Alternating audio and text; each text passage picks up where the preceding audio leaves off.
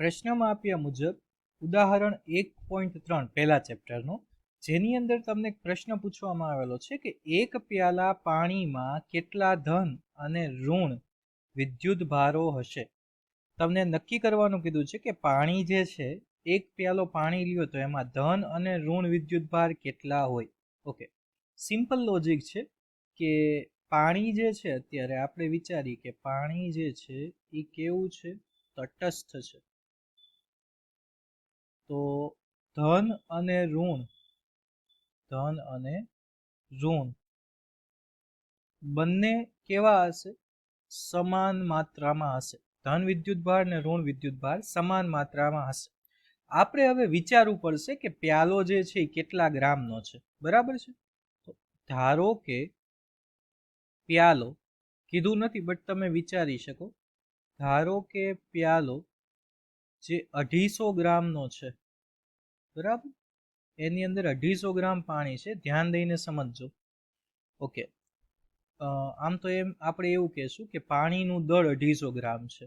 બરાબર છે? આની અંદર પ્યાલામાં પાણીનું દળ કેટલા ગ્રામ છે?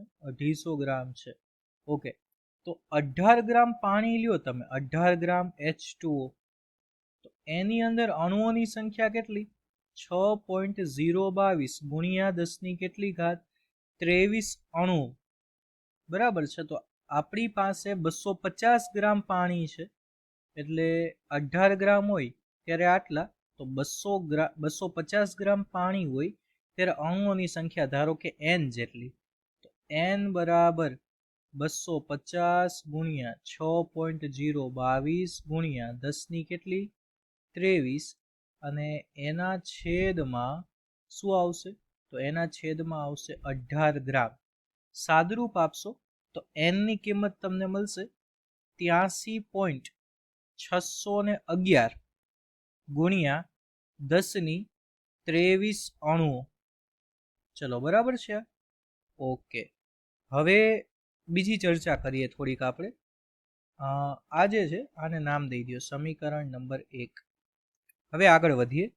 તો જ્યારે તમે પાણી લ્યો H2O, તો H2O ના એક અણુમાં હંમેશા યાદ રાખો, H2O ના એક અણુમાં હાઇડ્રોજન અને ઓક્સિજન કેટલા હોય? તો બે હાઇડ્રોજન અને એક ઓક્સિજનનો અણુ.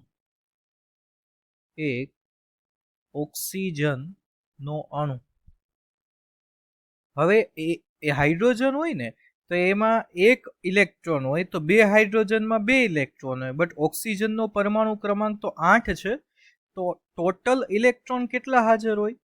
તો H2O ના એક અણુમાં કેટલા ઇલેક્ટ્રોન હોય? તો 10 ઇલેક્ટ્રોન હાજર હોય. યાદ રાખો, કેટલા હોય? 10 ઇલેક્ટ્રોન. તો હવે ક્વોન્ટમીકરણના સિદ્ધાંતનો ઉપયોગ કરીએ આપણે. ક્વોન્ટમીકરણના સિદ્ધાંત પ્રમાણે તમને કુલ વિદ્યુતભાર પૂછે, બરાબર, કુલ વિદ્યુતભાર, તો Q બરાબર Ne, બટ અહીંયા 10 ઇલેક્ટ્રોન હાજર હોય એટલે 10 Ne.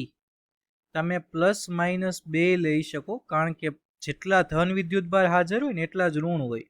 તો Q બરાબર +- 10 n એટલે 83.611, બરાબર, 83.611 એટલે 83.61 ગુણ્યા 10 ની 23, અને ઇલેક્ટ્રોન એટલે 1.6 ગુણ્યા 10 ની -19.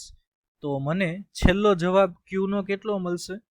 તો Q બરાબર +- 1.34 ગુણ્યા 10 ની 7 કુલમ.